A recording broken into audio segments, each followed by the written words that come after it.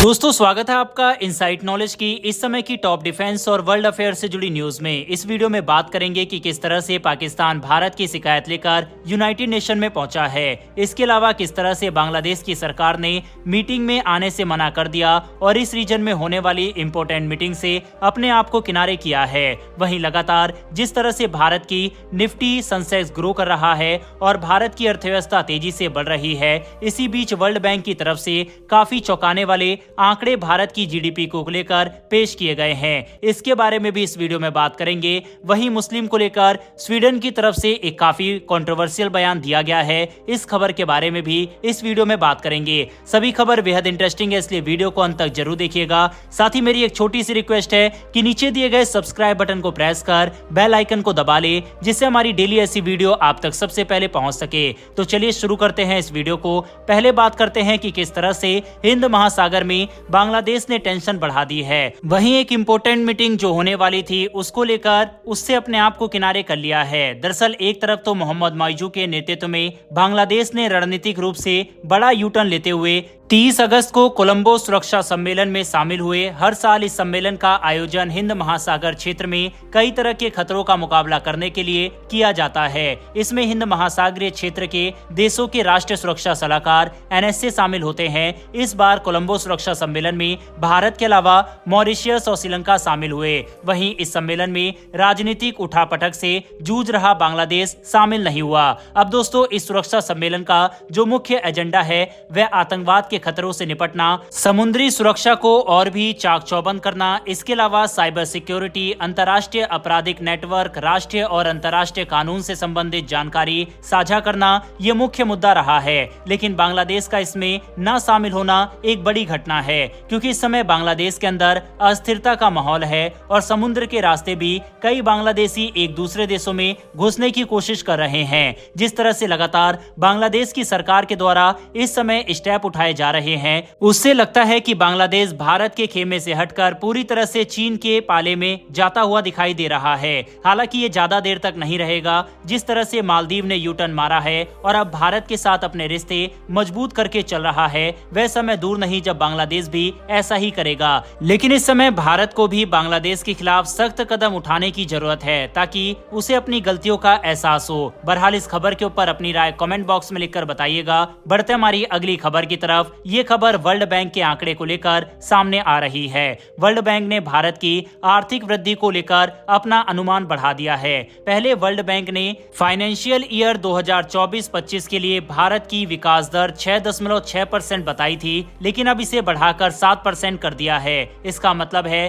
कि भारत की अर्थव्यवस्था बहुत ही अच्छा प्रदर्शन कर रही है। पिछले फाइनेंशियल ईयर में भारत 8.2% की विकास दर के साथ सबसे तेजी से बढ़ने वाली प्रमुख अर्थव्यवस्था रही। वर्ल्ड बैंक के भारत में कंट्री डायरेक्टर अगस्त टोनो कोमो ने कहा है, भारत की अर्थव्यवस्था बहुत अच्छी गति से आगे बढ़ रही है। हालांकि वैश्विक विकास दर अभी भी महामारी से पहले के स्तर पर नहीं पहुंच पाई है। आगे देखते हुए वर्ल्ड बैंक को उम्मीद है कि भारत की आर्थिक स्थिति मजबूत बनी रहेगी और आने वाले वर्षों में भी अच्छी वृद्धि देखने को मिलेगी। वर्ल्ड बैंक ने यह भी बताया है कि अगर भारत अपने निर्यात की टोकरी को और विविधता प्रदान करे और ग्लोबल वैल्यू चेन का फायदा उठाए तो वह 2030 तक $1 ट्रिलियन का निर्यात लक्ष्य हासिल कर सकता है। इसके अलावा वर्ल्ड बैंक ने यह भी अनुमान लगाया है कि भारत का कर्ज से जीडीपी अनुपात धीरे धीरे घटेगा, जो फाइनेंशियल ईयर 2024 में 83.9% था और फाइनेंशियल ईयर 2027 तक ये 82% हो सकता है। साथ ही चालू खाते का घाटा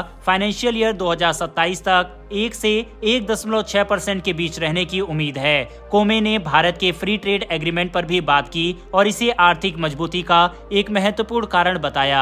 उन्होंने कहा, भारत का फ्री ट्रेड एग्रीमेंट पर सक्रिय रुख उसकी आर्थिक मजबूती का प्रमुख कारण है। वर्ल्ड बैंक की तरफ से जारी किए गए इन आंकड़ों पर अपनी राय कमेंट बॉक्स में लिखकर बताइएगा।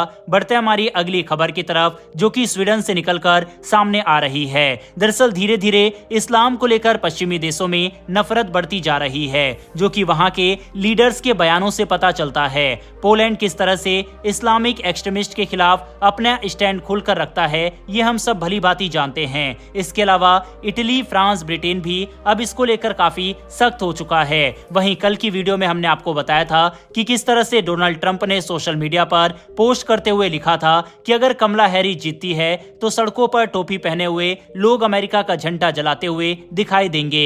उनका इशारा यहाँ पर भी मुस्लिम लोगों पर ही था। वहीं पर अब स्वीडन की उप प्रधानमंत्री ने एक कंट्रोवर्शियल बयान दे दिया है, जो कि दुनिया की नजरों में कंट्रोवर्शियल बयान हो सकता है, लेकिन हमारी नजरों में बिल्कुल सही बयान है। दरअसल स्वीडन की उप प्रधानमंत्री अबा बुश ने कहा है कि स्वीडन में रहने वाले मुसलमानों को स्वीडिश मूल्यों को अपनाना होगा, नहीं तो उन्हें देश छोड़ देना चाहिए। उनके इस बयान से सांस्कृतिक मेल जोल, धार्मिक स्वतंत्रता और अप्रवासन नीतियों पर सवाल उठने लगे हैं। बुश के इस बयान के बाद स्वीडन में हमास समर्थकों द्वारा मनाए गए एक उत्सव ने भी अलग अलग संस्कृतियों के साथ मिलकर रहने पर चर्चा को तेज कर दिया है। कई लोग इस बात को लेकर चिंतित है कि स्वीडन में बहुसंस्कृतिवाद का भविष्य क्या होगा। कुछ लोग बुश के बयान से सहमत है और मानते हैं कि नए देश में आने वाले लोगों को उस देश के मूल्यों का पालन करना चाहिए। वहीं कुछ लोग इसे गलत मानते हैं और सोचते हैं कि इस तरह की बातें मुसलमानों के साथ भेदभाव को बढ़ावा दे सकती है। अबा बुश ने कहा,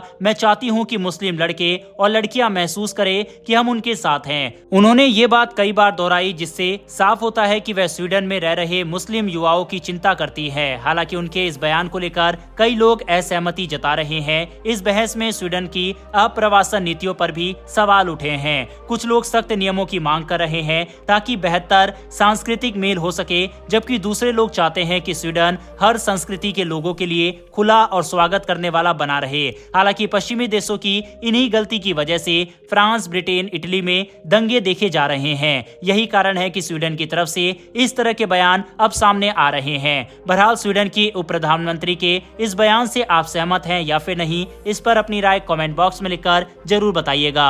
बढ़ते हमारी आज की अंतिम खबर की तरफ, जो कि भारत और पाकिस्तान को लेकर सामने आ रही है। दरअसल हमने 2 दिन पहले की वीडियो में आपको बताया था कि किस तरह से जम्मू कश्मीर के मुद्दे पर भारतीय विदेश मंत्री डॉक्टर जयशंकर की तरफ से बिल्कुल साफ शब्दों में 2 बात कही गई। पहली ये कि भारत और पाकिस्तान के बीच जो ये कश्मीर का मुद्दा है, इसमें किसी थर्ड पार्टी या किसी तीसरे देश की इन्वॉल्वमेंट हम बिल्कुल भी ना तो बर्दाश्त करेंगे और ना ही हो सकती है। यानी कि यह मुद्दा जो इंटरनेशनलाइज करने की कोशिश पाकिस्तान कर रहा है, वह कभी भी नहीं हो सकता।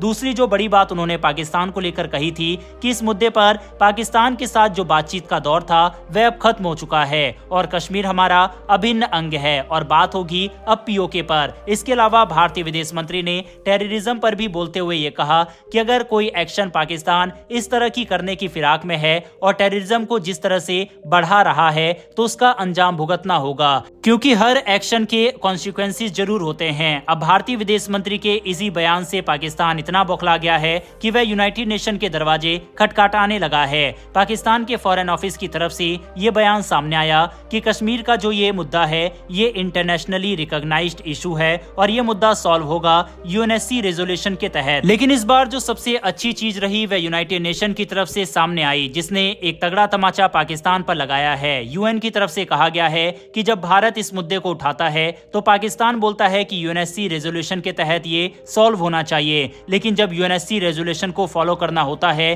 तब पाकिस्तान यूएनएससी से किनारा कर लेता है। साफ है कि यूनाइटेड नेशन ने पाकिस्तान के दोगलेपन को पूरी दुनिया के सामने एक्सपोज किया है। इस मुद्दे पर अपनी राय कमेंट बॉक्स में लिखकर बताइएगा। फिलहाल दोस्तों इस वीडियो में इतना ही। अगर आपको ये इन्फॉर्मेशन और वीडियो पसंद आई हो तो वीडियो को लाइक करके हमारी आने वाली डेली ऐसी वीडियो के लिए चैनल को सब्सक्राइब कर बेल नोटिफिकेशन को जरूर दबा लें। फिर मिलेंगे ऐसी एक नई वीडियो के साथ। धन्यवाद। जय हिंद।